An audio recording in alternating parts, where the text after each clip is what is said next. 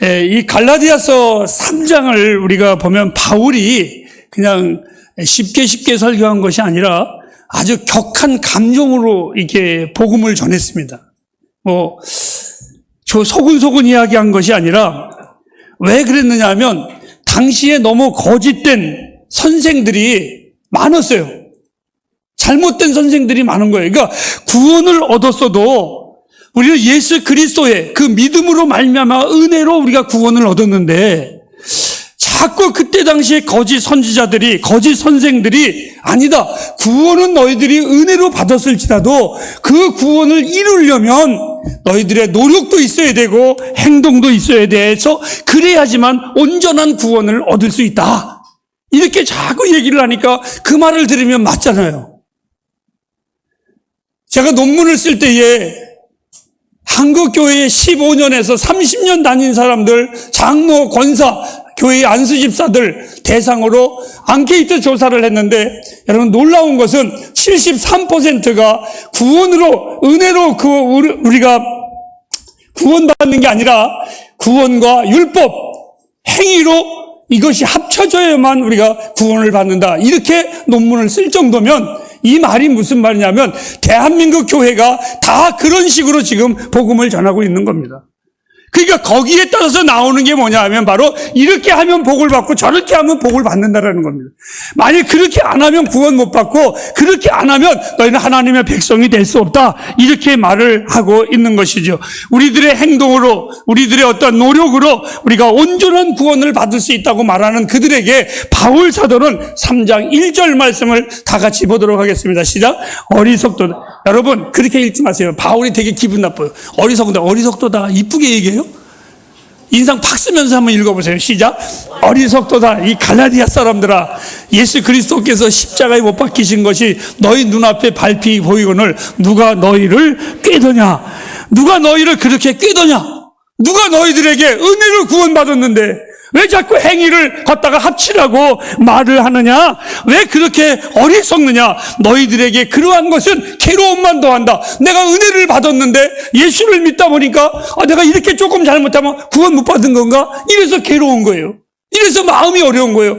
기도를 열흘 했던 사람이 3일만 하면 내가 7일을 못해서 구원 못 받은 거 아니야? 하나님께 복 못 받는 거 아니야? 이러한 중압감, 이러한 죄의식이 우리를 늘 힘들게 하고 어렵게 한다는 겁니다. 너희의 구원이 행위냐?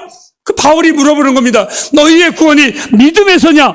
여러분 그리스도를 믿음으로 자유를 얻은 자들이 나와 여러분들이라는 것을 기억하시기를 바랍니다. 그래서 오늘 바울은 1절에 이렇게 말합니다. 그 구원을 믿음으로 받았는데 자꾸 행위를 얘기하는 그들을 보면서 그것이 좋다고 히덕거리고 내가 이래서 복을 받았습니다, 내가 저래서 복을 받았습니다 라고 말하는 그들을 보고 같이 희죽벌쩍거리고 웃는 그들에게 바울이 말하는 겁니다.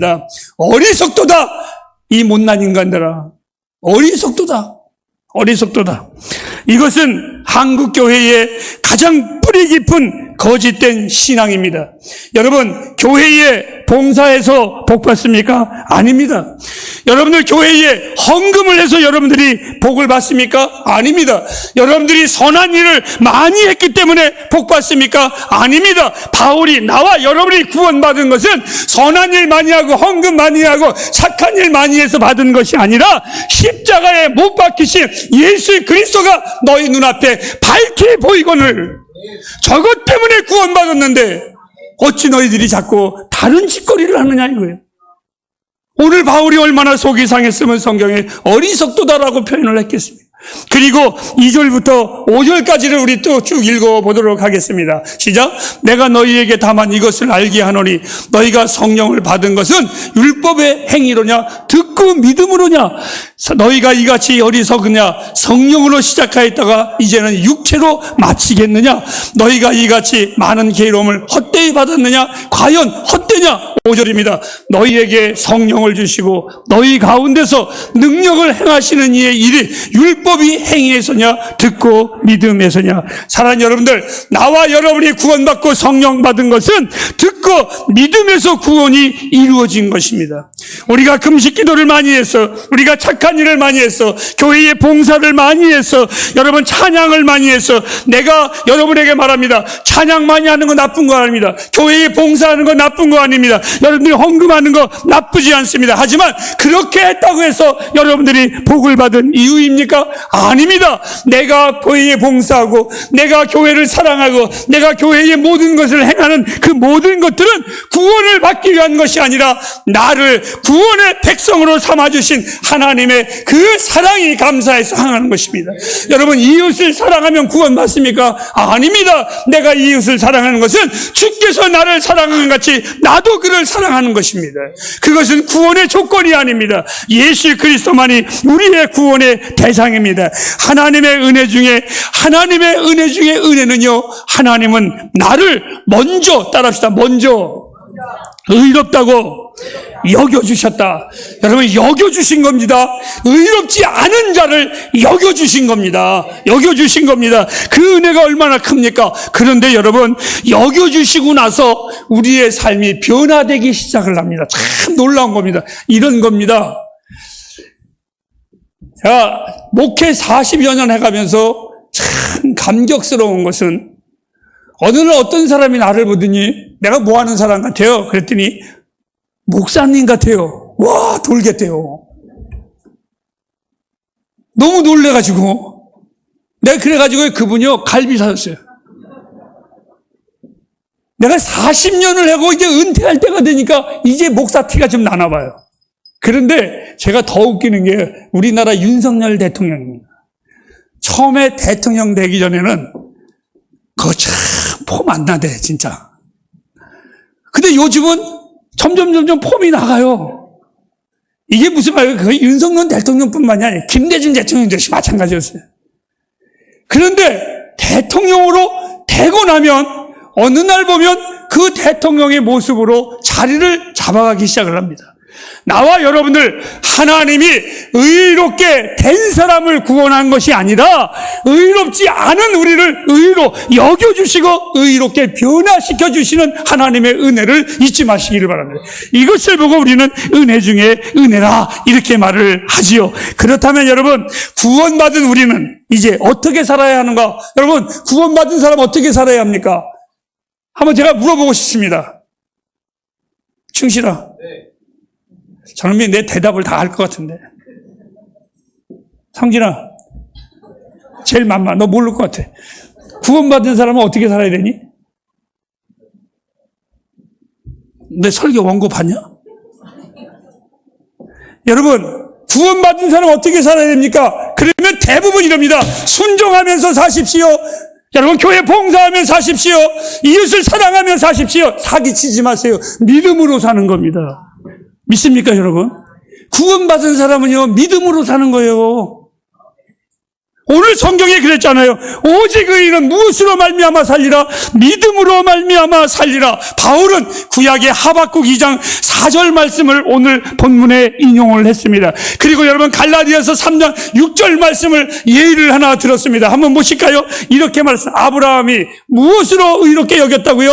하나님을 믿음에 이것을 그에게 의로 정하셨다 함과 같으니라. 사랑하는 여러분, 아브라함이 의롭게 된 것은요, 하나님을 믿음으로 말미암아 된 것이지 아브라함이 의로워서 선해서 된 것이 아니라는 겁니다. 사람들은요, 사과나무를 볼 때마다 이렇게 말합니다. 사과 열매를 보지만 실제로 그 사과 열매가 맺히기 전까지는 아주 중요한 꽃이 있었습니다. 나와 여러분이 구원받기 이전에 놀라운 내 삶의 귀중한 것은 예수 그리스도의 십자가의 보혈이 있었다라는 걸 잊지 마시기를 바랍니다. 그 십자가의 은혜로 말미암아 우리가 구원의 열매를 맺으며 살아가는 것입니다. 예수에 대한 그 믿음. 그래서 바울은 구원받은 백성은, 따라합시다, 구원받은 백성은 믿음으로 살리라 이렇게 선언한 겁니다.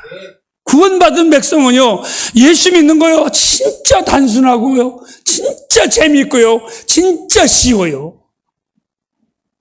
난 예수 믿는 게 너무너무 어려워서 예수 안 믿으려고 그랬어요. 너무 힘들어서 안 믿으려고 그랬어요.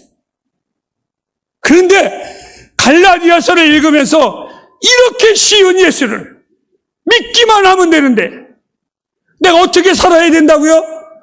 여러분, 돈 많이 벌어서 헌금하면서 사는 게 아니라 믿음으로 사는 거예요. 믿음으로 사는 거예요. 이거보다 더 귀한 축복이 어디 있습니까? 저는 위대한 성도는요, 위대한 신자가 되어야 한다, 이렇게 말합니다. 왜? 우리 그리스도인들의 힘의 원천은 위대한 믿음에서 이루어지는 것이기 때문에 그렇습니다. 우리의 믿음은요, 하나님을 믿는 믿음은 하나님 사이즈입니다. 하나님과 방불한 그 사이즈입니다. 여러분, 아브라함이 하나님과 함께 걸어갔습니다. 어떻게 감히 하나님과 함께 걸어가요? 왜 걸어갔습니까? 하나님을 믿음에, 하나님 사이즈. 노아가요, 하나님과 동행했어요. 어떻게 인간이 하나님과 동행? 에베레스트산 무산소로 올라가는 것보다 하나님과 인간이 걸어가는 게 더 힘들어요. 그런데 그 노아가 어떻게 하나님과 걸어갔어요? 히브리서에는요, 하나님을 믿음에. 사랑하는 여러분, 두려움 없이 행복하고 그들의 삶이 얼마나 고귀한 인생을 살았는지 몰라요. 하나님을 믿었으므로. 그런데 언제 실패했습니까? 아브라함이 하나님을 믿지 못하고 조금 어렵고 힘들다고 자기 아내 사라를 애굽으로 내려가면서 누이라고 거짓말 시켰을 때 아브라함의 인생에 가장 쪽팔린 시간이 그 시간이었습니다. 얼마나 창피했겠어요. 믿음의 조상이라고 하는, 믿음의 아비라고 하는 그 왕자가 하나님을 믿지 못하고 그 조금 어렵다고 그 믿음 저버리고 그가 거짓말을 시켰을 때에 그의 고귀함, 왕자가 완전히 거지가 되어버렸고 그의 아름다움이 완전히 어떠한 나락에 떨어지는 비참함을 맛보았습니다. 여러분, 오늘 우리들도요, 하나님을 동행한다면 하나님의 영원하신 팔이 우리를 지켜주심을 저는 믿습니다. 하나님 백성으로서요, 하나님을 믿으면 멋지게 살 수가 있습니다. 하나님 앞에서 행복하고 하나님 앞에서 거룩하고 하나님 앞에서 영광스러운 삶을 살 수가 있어요. 하지만 하나님을 불신하는 순간 우리는 처참하게 돼버리고 말 것입니다. 그리스도인의 힘의 원천은, 그리스도인의 에너지는 바로 믿음입니다. 고난이 없는 것이 아니라 그 어떠한 환난과 고난과 그 앞에서도 하나님을 믿는다면 따라하실까요? 넉넉히 이긴다.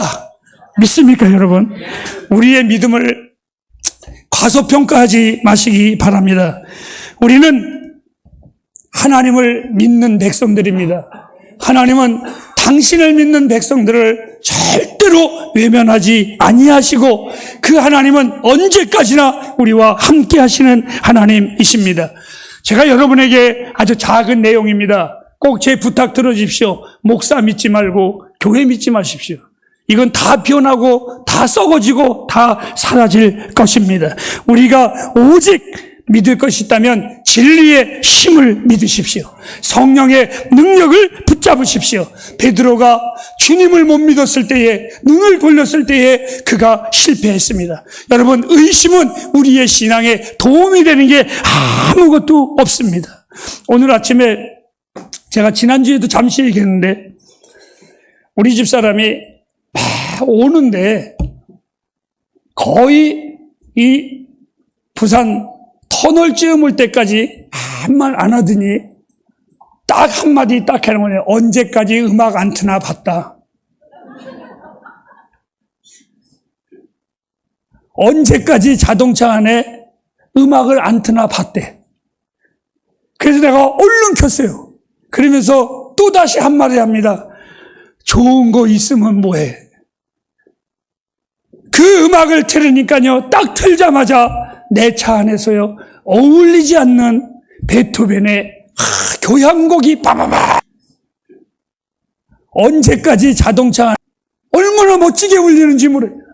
여러분, 우리의 믿음이 얼마나 고귀하고 얼마나 좋은 겁니까, 여러분? 이 믿음을 장식품으로만 가지고 있지 마십시오. 그것을 틀었을 때에 아름다운 음률이 나오듯이 나와 여러분이 받은 이 믿음을 잘 사용한다면 여러분 얼마나 우리의 삶이 멋지게 드러나지 않겠습니까? 햇불이요, 마귀에게 조롱감 당하지 마세요. 여러분의 믿음을 정말 활용하지 못한다면 마귀가 조롱합니다. 여러분의 믿음을 멋지게 사용하지 못한다면 얼마나 안타까운지 몰라요.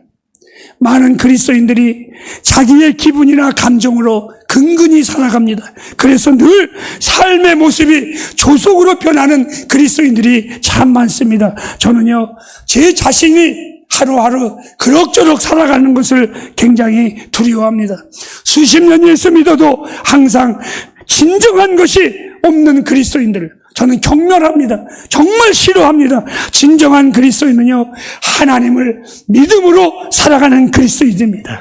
믿음으로 사는 사람들은요, 매력이 있습니다. 삶에 기쁨이 있습니다. 그들은 맛깔나는 삶을 살 수가 있습니다. 햇불가정 여러분, 의인은 오직 무엇으로 살리라? 따라합시다. 믿음이 일상생활이 되기를 바랍니다. 믿습니까, 여러분? 여러분의 삶이, 일상이 믿음이 되기를 바랍니다. 믿음이. 살아가면서 시련과 아픔, 고난과 수고 없는 이가 누가 있겠습니까? 그럼에도요, 하나님의 백성은 주를 믿는 믿음으로 얼마나 큰 힘이 되는지 넉넉히 이기게 되어 있습니다. 믿음의 사람은 고백합니다. 나의 눈물 주님이 끊게 하실 거야. 내 삶의 문제 주님이 해결해 주실 거야. 내 삶의 아픔 주님이 치료해 주실 거야. 그리고 나는 하나님의 섭리를 믿어. 우리 주의 백성은요, 어려움 속에서도 그 믿음으로 당당히 살아갑니다. 다시 한번 더 강조합니다. 여러분의 일상이 믿음의 일상이 되기를 바랍니다. 정말 그렇게 되기를 바랍니다. 믿음의 기도는요, 하나님의 팔을 움직입니다. 하나님을 믿는 데는데 그 하나님이 왜 가만히 계시겠습니까? 여러분, 수고해서 돈도 버십시오. 그리고 그걸 가지고 잘 사십시오. 자녀도 가리키고 열심히 사십시오. 하지만 그 모든 것에 여러분을 쓰기 위해서, 사업을 하기 위해서 하는 것이 아니라 믿음으로 살아가기 위해서 믿음으로 일하시기를 바랍니다. 이것은 나의 신념입니다. 하나님을 믿으십시오.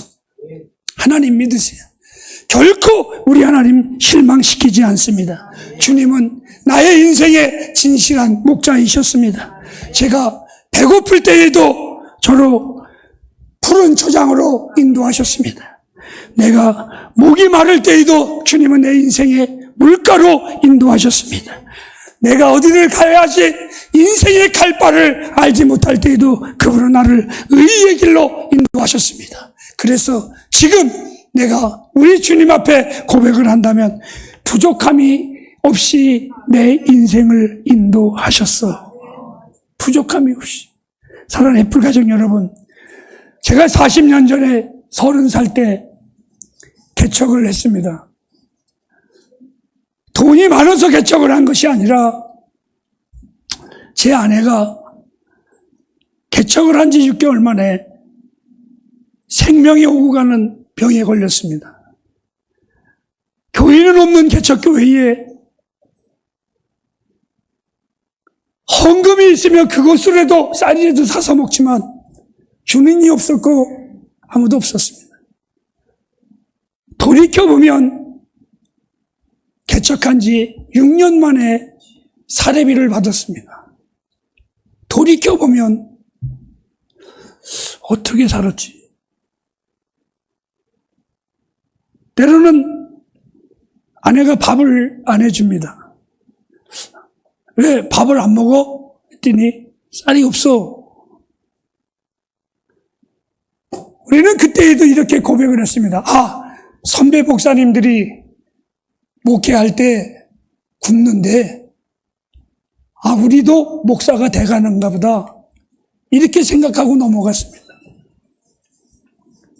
그런데요, 쌀이 있어서 성도의 집에 가서 점심을 먹을 때에는 그게 참 축복의 기도가 나오는데요, 쌀이 없어서 못 먹고 성도의 집에 가서 예배를 드리고 그 점심이 나왔을 때 밥을 먹으려니까요, 기도가 안 나오고요, 눈물만 나오더라고요. 그런데 돌이켜보면 어떻게 살았는지 모르겠습니다. 하지만 분명한 것은 한 번도 구걸하지 않았습니다. 하나님은 나의 식탁을 풍성하게 해주셨습니다. 나로 영양실조 걸리지 않게 하셨고 쓰러져 넘어지지 않게 하셨고 남에게 비굴하게 밥 달라고 다니지 않게 하신 하나님이셨습니다. 우리 햇불교회 초기 때에 마음이 상한 자들이 모였습니다. 그때에 함께 있었던 사역자들이 속도 없이 나는 목사님과 함께 하기를 원합니다 하고 4-5명의 사역자들이 교회에 나와서 일했습니다. 교회는 작은 교회고 사역자들은 3명, 4명이 되는데 사례비를 줘야 될 때에 집사님들이 이렇게 말했습니다. 목사님, 교회도 어려우니까 우리 목사님들도 같이 고생하면서 당분간 몇 개월만이라도 사례비 없이 사역하시죠. 저는 분명하게 얘기했습니다. 나는 굶어도 되지만 후배들은 굶으면 안 됩니다. 만일 저들에게 사례비를 안 준다면 저는 교회 안 합니다. 그때에 참 좋은 우리 집사님들이 사례비를 책정하고 그 후배들에게 사례비를 주었습니다. 어떻게 주었는지 모르지만 한 번도 빚지지 않고 다 주었습니다. 한 번도 교인들에게 우리 목회자들 생활비 없으니까 헌금 내주십시오. 그렇게 부탁한 적이 없습니다. 코로나 때 3년 동안 교회들이 헌금 때문에 난리 피웠지만 오히려 저는 그 소리가 듣기 싫어서 믿음으로 교회에 모든 헌금하는 그 어떠한 프로그램도 단호하게 저는 배제했습니다. 내가 믿는 것은 헌금이 아니라 하나님이셨습니다. 그 하나님이 우리를 정말 풍성하게 해주셨습니다. 여러분, 제가 이런 간증하고 마치겠습니다. 나의 인생에 하나님의 은혜를 경험한 것은 어느 한 순간순간 간증거리로 사건으로 만드신 것이 아니라 내 인생의 전부가 하나님의 경험이었습니다. 그것이 너무 감사합니다. 대충 살았던 내 삶이었지만 하나님은 언제나 풍성하게 해주셨습니다. 지난 주일날 잠시 얘기했습니다. 대표 기도도 할 줄 모르는 내가 지금 설교합니다. 오늘 이 자리에 쓴 것, 내가 목회의 경력으로 쓴 것이 아니라 나는 그 믿음으로 여기에 섰습니다. 하나님은 내 인생에 믿음이 필요할 때만 믿음이 필요한 것이 아니라 내 인생에 모든 순간순간, 호흡 있는 순간 다 믿음으로 살았습니다. 시편 84편 11절에 하나님은 좋은 것을 우리에게 아끼지 아니하시는 하나님이십니다. 믿음으로 살라고 여러분에게 제가 밤늦도록 외치고 또 외치고 더 외치고 싶습니다. 믿음으로 살라고. 왜? 믿음으로 사는 게요, 너무나 신나는 일이기 때문에 그렇습니다. 돈으로 사는 거 다 살 수 있습니다. 여러분, 기분으로 사는 거 다 살 수 있습니다. 돈 있으면 쌀 사는 거 누구나 삽니다. 그런데 여러분, 믿음으로 사보세요.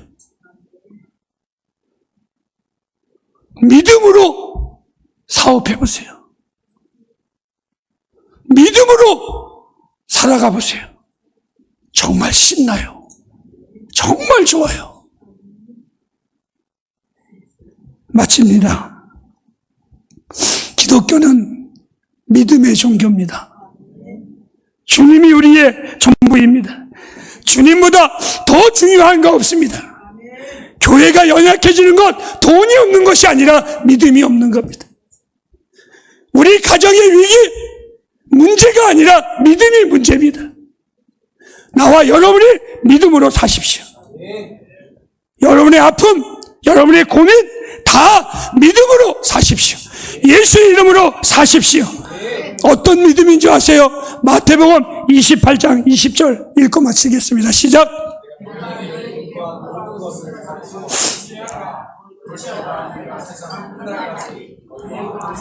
여러분, 너희와 항상 함께 있으리라. 이 하나님을 믿음으로 사시기를 바랍니다. 그리하고 세상 앞에서 여러분들이 하나님을 믿는 하나님의 백성임을 보이십시오. 이렇게 사십시오. 오직 의인은 믿음으로 살리라. 기도하겠습니다.